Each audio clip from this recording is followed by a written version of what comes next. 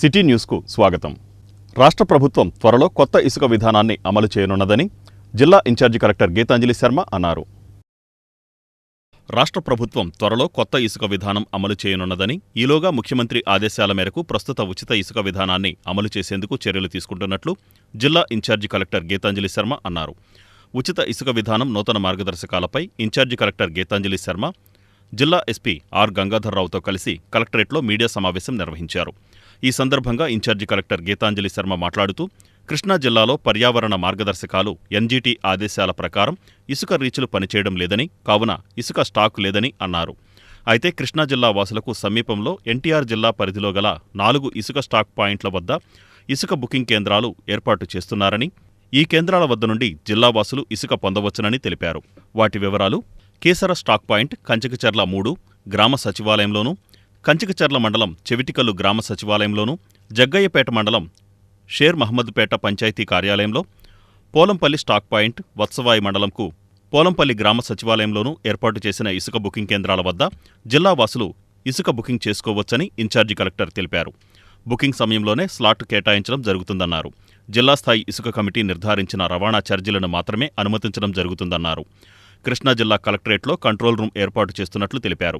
జిల్లా SP R Gangadhar Rao మాట్లాడుతూ, ఉచిత ఇసుక విధానం పటిష్ట అమలుకు చర్యలు తీసుకోవడం జరిగిందన్నారు. అక్రమంగా ఇసుక తవ్వకాలు, రవాణా జరిపినా, నిల్వ ఉంచినా చట్టపరమైన చర్యలు తీసుకున్నట్లు వెల్లడించారు. ఈ సమావేశంలో జిల్లా గనుల శాఖ అధికారి కొండారెడ్డి తదితరులు పాల్గొన్నారు. మెయిన్ సబ్జెక్ట్ ఏంటంటే మన జిల్లాలో శాండ్ సప్లై గురించి అండ్ ట్రాన్స్పోర్టేషన్ గురించి కొంచెం జనాలకి ఇన్ఫర్మేషన్ ఇవ్వడానికి ఈరోజు ఇది పెట్టడం జరిగింది. ముఖ్యంగా ఫస్ట్ పాయింట్ ఏంటంటే, మన కృష్ణా జిల్లాలో ఇప్పుడు environmental guide lines and NGT orders ప్రకారము ఏమీ శాండ్ రీచెస్ ఇప్పుడు పని చేయట్లేదు. మాకు స్టాక్ యార్డ్లో ఏమీ శాండ్ లేదు. కాబట్టి మన జనాలకి నియరెస్ట్ స్టాక్ పాయింట్ ఏంటంటే ఎన్టీఆర్ జిల్లాలో అవైలబుల్గా ఉంటుంది. ఇప్పుడు మన ఇచ్చిన గైడ్ లైన్స్ ప్రకారము స్టాక్ యార్డ్ దగ్గర ఒక బుకింగ్ సెంటర్ వాళ్ళు ఏర్పాటు చేస్తారు. ఒక 4 బుకింగ్ సెంటర్స్ ఎన్టీఆర్లో ఏర్పాటు చేస్తారు. ఇక్కడ సిస్టమ్ ఏంటంటే, ఒక మనిషికి ఒకవేళ శాండ్ కావాలంటే ఆ బుకింగ్ సెంటర్కి వెళ్ళి అక్కడ డెస్టినేషన్ పాయింట్, ఎంత క్వాంటిటీ, ఇవన్నీ ఇన్ఫర్మేషన్ ఇచ్చేసి అక్కడ ఒక పేమెంట్ చేసి ఒక ఇన్వాయిస్ తీసుకుంటారు. ఆ ఇన్వాయిస్ని తీసుకుని దాంట్లో ఉన్న స్లాట్ అండ్ డేట్ ప్రకారము ఆ స్టాక్ యార్డ్కి వెళ్ళి అక్కడ ట్రాన్స్పోర్టేషన్ తోటి వెళ్ళి శాండ్ తెచ్చుకోవడమే. అక్కడ లోడింగ్ ఉంటుంది ఇన్ ది స్టాక్ యార్డ్. అదే సిస్టమ్. సో ఎన్టీఆర్ జిల్లాలో ఇచ్చిన 4 బుకింగ్ సెంటర్స్ నేను ఇప్పుడు చదువుతాను. First is Kanchikacherla 3 village secretariat, stock point పేరు కేసరా. దెన్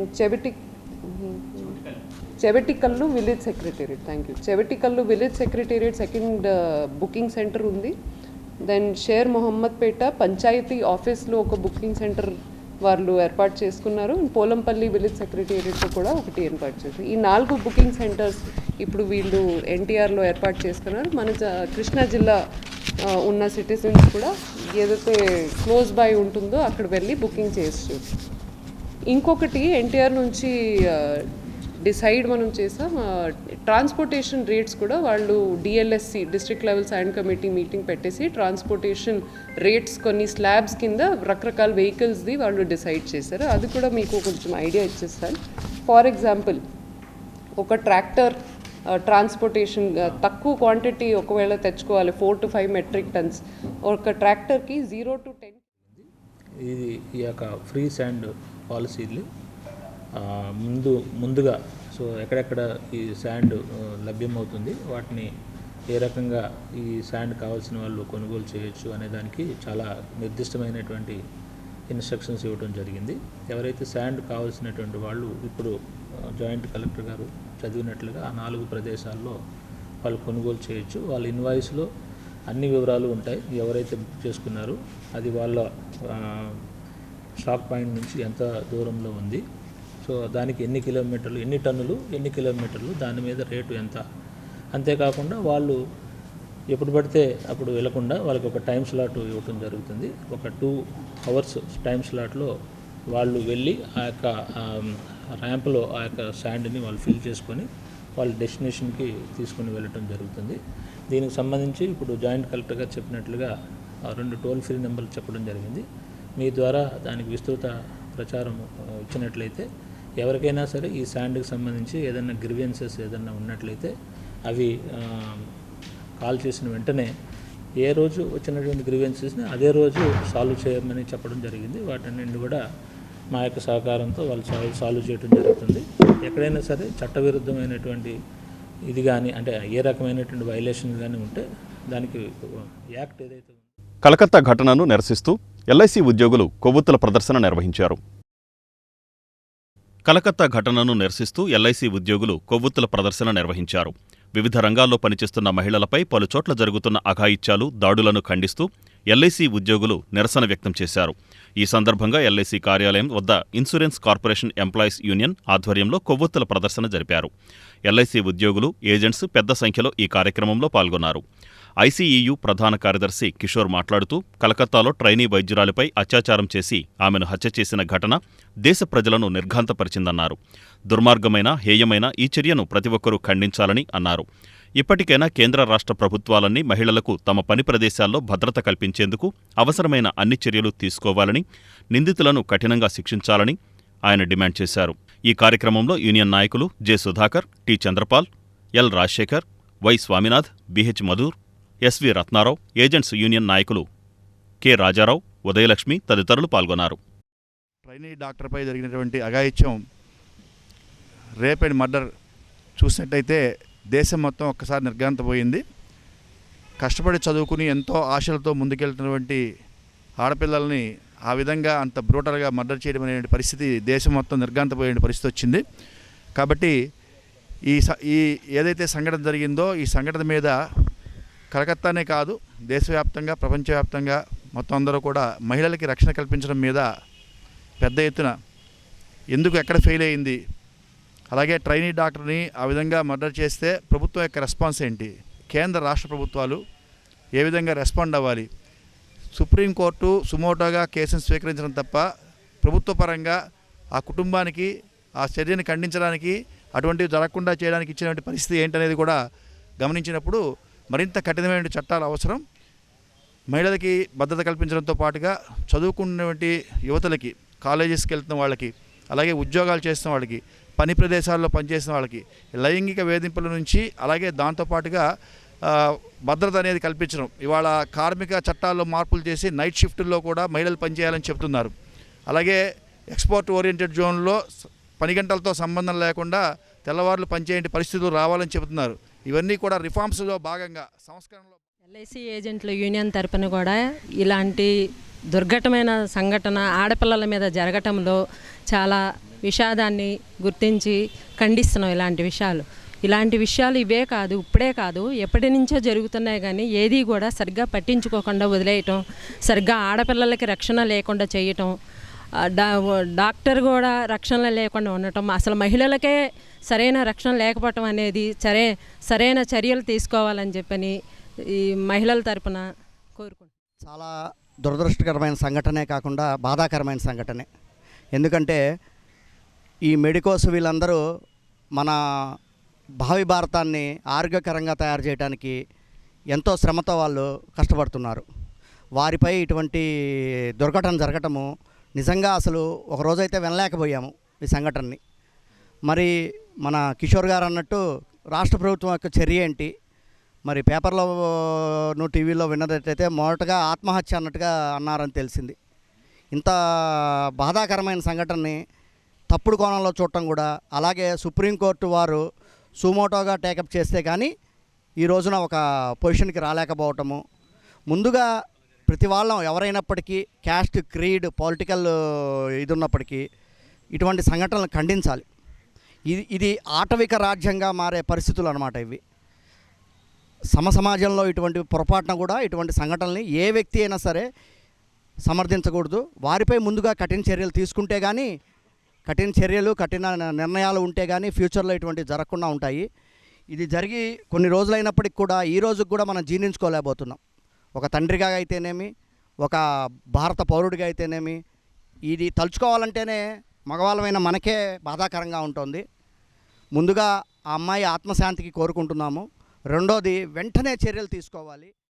మెగాస్టార్ చిరంజీవి జన్మదినాన్ని బంటుమిల్లి లక్ష్మీపురం సెంటర్లో ఘనంగా నిర్వహించారు. మెగాస్టార్ చిరంజీవి జన్మదినాన్ని బంటుమిల్లి లక్ష్మీపురం సెంటర్లో ఘనంగా నిర్వహించారు.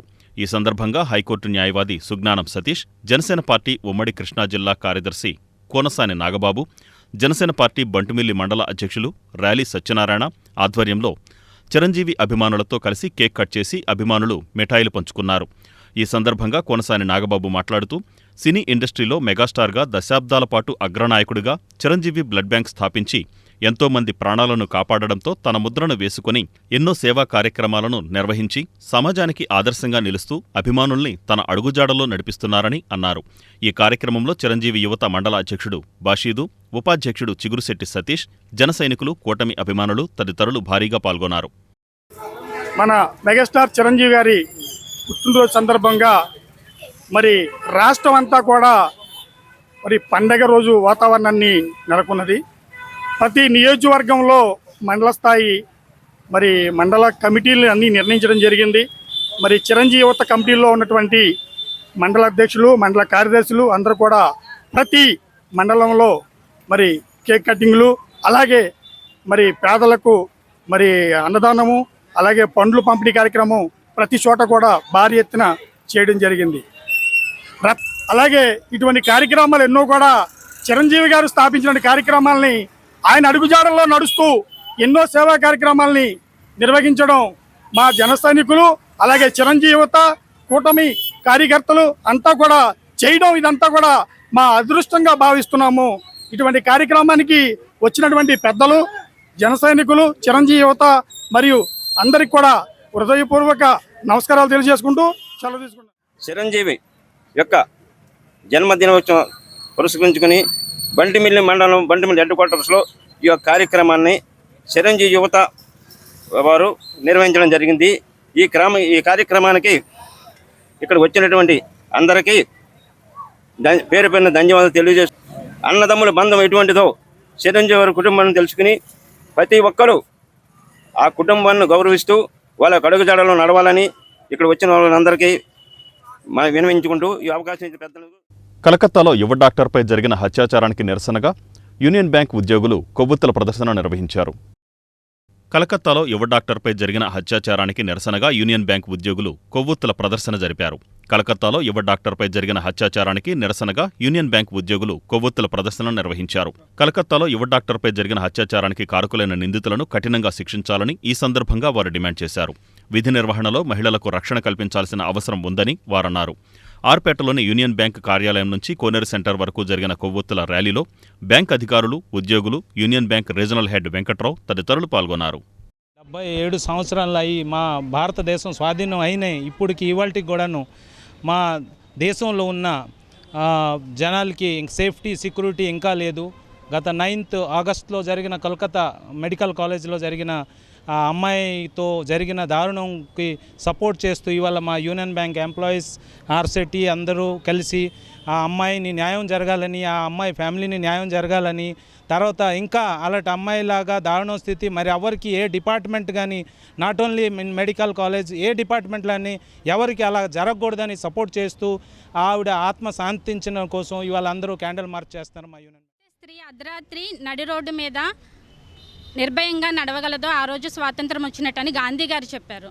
కానీ ఈరోజు పరిస్థితి చూస్తే అర్ధరాత్రి కాదండి, పట్టపగలు కూడా నడిసే పరిస్థితుల్లో లేము. రవీంద్రనాథ్ ఠాగూర్ గారు ఈ రోజుల్లో కనుక కవిత రాసి ఉండుంటే ఎక్కడ స్త్రీ స్వేచ్ఛగా ఉంటుందో, ఎక్కడ మహిళ మానభంగానికి గురి కాదో, ఎక్కడ పసిపిల్లలపై పైశాచికత్వం ప్రబలదో, ఎక్కడ అబలపై అఘాయిత్యాలు జరగవో అలాంటి స్వేచ్ఛాలోకంలోకి నన్ను తీసుకెళ్లి దేవుడా అని రాసుండేవాళ్ళు. అలాంటి పరిస్థితుల్లో మనం బతుకుతున్నాము.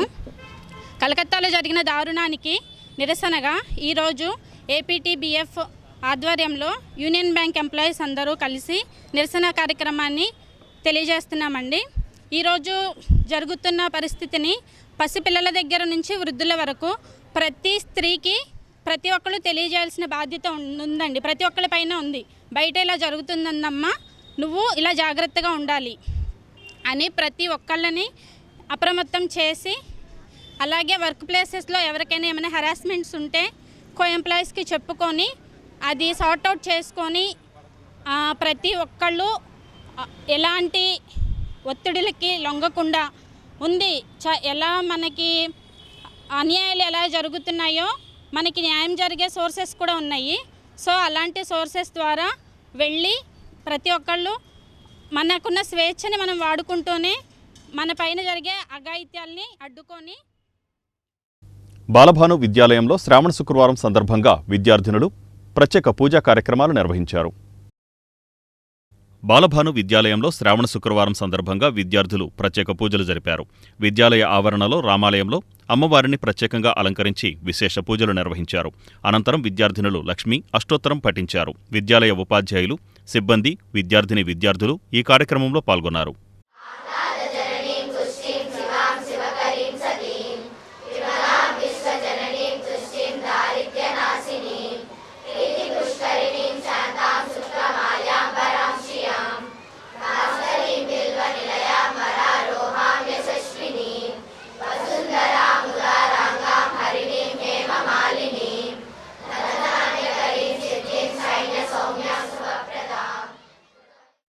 బాలభాను విద్యాలయంలో మొదటి నుంచి కూడా రెగ్యులర్ స్టడీస్తో పాటు భారతీయ సాంప్రదాయాలు, సంస్కృతి, అందులో భాగంగా మన పండగలు, వీటి గురించిన అవగాహన పిల్లలకి ఇవ్వటం అనేది ఆనవాయితీగా వస్తున్నది.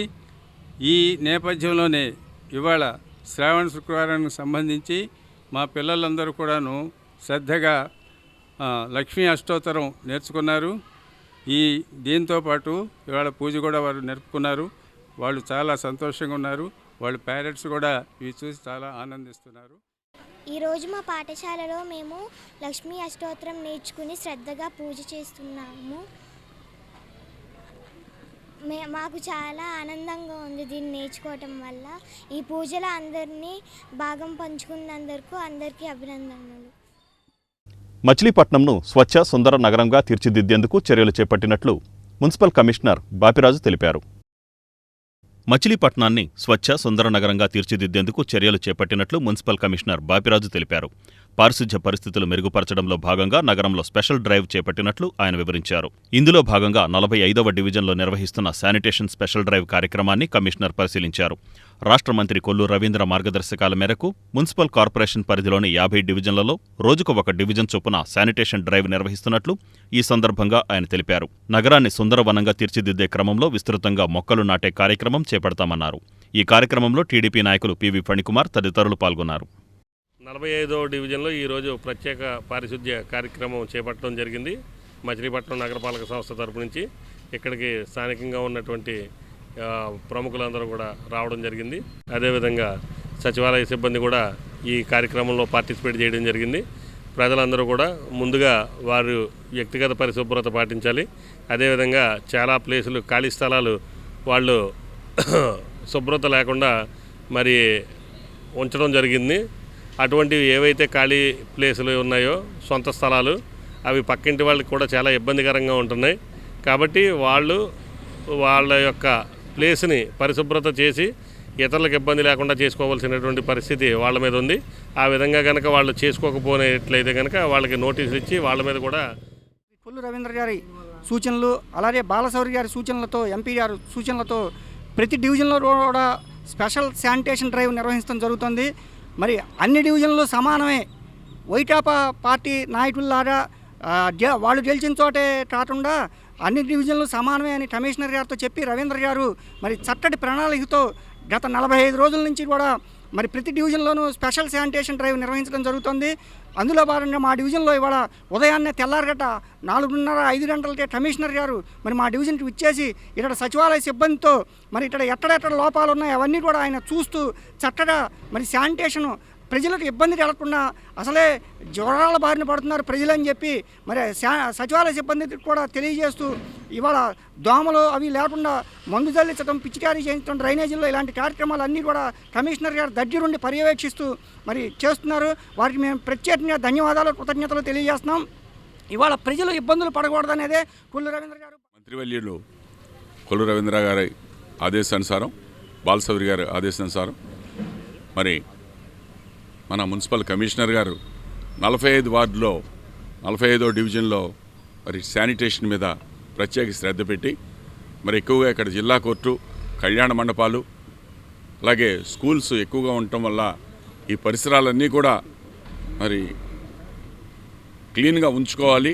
చెత్త లేకుండా మరి వీటన్నిటిని కూడా చూసుకోవాల్సిన బాధ్యత ఇక్కడ పౌరుల మీద ఉంది అని చెప్పి మరి ఇక్కడ సచివాలయ సిబ్బందిని కానీ అలాగే మున్సిపాలిటీలో ఉన్న అడిషనల్ స్టాఫ్ని ఇక్కడ డిప్యూట్ చేసి ఈ వార్డుని ప్రత్యేక శ్రద్ధతో మరి క్లీన్గా ఉంచడానికి ప్రయత్నం చేసినందుకు వారికి మన వార్డు తరఫున ధన్యవాదాలు తెలియజేస్తూ, మరి అలాగే వారు ఇప్పుడే తెలియజేశారు మరి ఎవరికాళ్ళు తమ సొంత స్థలాల్లో మరి పిచ్చి మొక్కలు పెరగటం, ఖాళీగా ఉన్న స్థలాల్లో చాలా దుర్గంధం వచ్చే పరిస్థితి ఉంది. కాబట్టి చిరంజీవి అభిమానుల సేవలు ఆదర్శనీయమని అవనిగడ్డ ఎమ్మెల్యే మండలి బుద్ధప్రసాద్ అన్నారు. చిరంజీవి అభిమానుల సేవలు ఆదర్శనీయమని అవనిగడ్డ ఎమ్మెల్యే మండలి బుద్ధప్రసాద్ అన్నారు. నాగాయలంక మండలం టీ కొత్తపాలెంలో జనసేన పార్టీ మండల అధ్యక్షులు బండిరెడ్డి హరి మిత్రబృందం ఆధ్వర్యంలో గ్రామస్తులకు 1500 మొక్కల పంపిణీ కార్యక్రమాన్ని ఎమ్మెల్యే బుద్ధప్రసాద్, నియోజకవర్గ నాయకుడు మండలి వెంకట్రాం ముఖ్య అతిథులుగా విచ్చేసి ప్రారంభించారు. టీ కొత్తపాలెం గ్రామస్తులు వేలాదిగా మొక్కలను పంపిణీ కార్యక్రమంలో పాల్గొన్నారు. జాతీయ గ్రామీణ ఉపాధి హామీ పథకం తరఫున ప్రతి గ్రామంలో కూడా సిమెంట్ రోడ్లు ఇవ్వడానికి వారు నిధులు ఇవ్వటం జరిగింది. దానిలో మీ గ్రామంలో దాదాపు 3 సిమెంట్ రోడ్లకి 13,80,000 రూపాయలు మంజూరు చేయడం జరిగింది. రేపటి గ్రామ సభలో దానికి ఆమోదం తీసుకుని ఆ పనులు ప్రారంభించాల్సిన బాధ్యత మీ అందరి మీద ఉంది. అయితే మేము ఇచ్చింది మాత్రం మీకు స్వల్పమైంది అని చెప్పి మాత్రం మనం చేస్తున్నాం. ఎందుకంటే ఈ ఇచ్చిన 3 రోడ్లు మీరు ఏ విధంగా వేస్తారో చూసిన తర్వాత మీ గ్రామంలో మొత్తం అన్ని రోడ్లు సిమెంట్ రోడ్లు చేయించే బాధ్యత మాత్రం నేను తీసుకుంటానని చెప్పి మాత్రం మనం చేస్తాం. ఎందుకంటే వాళ్ళ పంచాయతీలకి గత 5 సంవత్సరాలుగా నిధులు లేవు, విధులు లేవు. అయితే వాళ్ళ పవన్ కళ్యాణ్ గారు, చంద్రబాబు నాయుడు గారు ఇద్దరు కలిసి వాళ్ళ పంచాయతీలని బలోపేతం చేయాల్సిన అవసరం ఉంది. గతంలో కేంద్ర ప్రభుత్వం ఇచ్చే నిధులు కూడా వెనక్కి తీసుకున్న పరిస్థితి మనం చూసాం. అలా కాకుండా పంచాయతీలకు నిధులు ఇవ్వాలి, నిధులు ఇచ్చి వాళ్ళ ద్వారా కార్యక్రమాలు చేయించాలని చెప్పిన సంకల్పంలో, అలాగే గ్రామ సర్పంచులకు కూడా ఏ పార్టీ వాళ్ళన్నా ఉండండి వాళ్ళకి ఇవ్వాల్సిన గౌరవం ఇవ్వాలని చెప్పిన ఆలోచన ప్రభుత్వం చేయడం జరిగింది. ఆ ప్రభుత్వ భావాన్ని సర్పంచులు కూడా అందిపుచ్చుకోవాల్సిన అవసరం అంతే ఉంది. వాళ్ళ ప్రభుత్వం విషయం అంటే సహజంగా మీ అందరూ తెలిసిన విషయమే. ఎందుకంటే స్థానిక సంస్థల ఎన్నికలు ఎలా జరిగాయో మీకు తెలియదేం కాదు కదా. పంచాయతీ ఎన్నికలు సరే పార్టీ రహితంగా జరిగినాయి అనుకోండి. ఆ తర్వాత జరిగిన మండల పరిషత్, జిల్లా పరిషత్ ఎన్నికల దగ్గరికి వచ్చేవారికి పోటీ చేసే అవకాశం లేని పరిస్థితి కల్పించే స్థితి. కొంతమంది అభిమానులు గత 15-20 సంవత్సరాల నుంచి రక్తదాన శిబిరాలు కానీ అలా అనేక కార్యక్రమాలు ఎప్పటికప్పుడు వారు పుట్టినరోజు కానీ అట్లా ఇస్తూ ఉంటారు. దానిలో భాగంగా ఇవాళ బండ్రెడ్డి హరి గారు 1500 మొక్కలు, ఎందుకంటే ఊరు మొత్తం మొక్కలు కేవలం కొత్తపాలెమే కాదు తలగడదేవి గ్రామంలో కూడా కొన్ని ఇవ్వటం జరుగుతుందని చెప్పి వారు చెప్పడం జరిగింది. ఈ విధంగా ప్రతి ఇంటికి మొక్కలు పంపిణీ చేయాలని చెప్పి ఒక గొప్ప సంకల్పంతో ఈరోజు వారు ముందుకు రావటం వారికి కూడా ప్రత్యేకమైన అభినందనలు తెలియజేసుకుంటున్నాను. ఎందుకంటే చాలా మంచి విషయం. ఎందుకంటే మొక్కల్ని మనం పెంచితే అవి మనకి ఎప్పటికైనా కానీ మనకి అదొక ఆరోగ్యం. సో దాన్ని మనం పెంచి ఈరోజు ఒక మంచి సందర్భం పూట వారు పెట్టుకున్నందుకు వారికి ప్రత్యేకమైన ధన్యవాదాలు తెలియజేసుకుంటూ ఈరోజు ఈ విధంగా మీ అందరినీ కలుసుకున్నందుకు మరొకసారి వారికి ప్రత్యేకమైన ధన్యవాదాలు తెలియజేసుకుంటూ సెలవు తీసుకుంటున్నాను. ఈ వార్తలు ఇంతటితో సమాప్తం. నమస్కారం.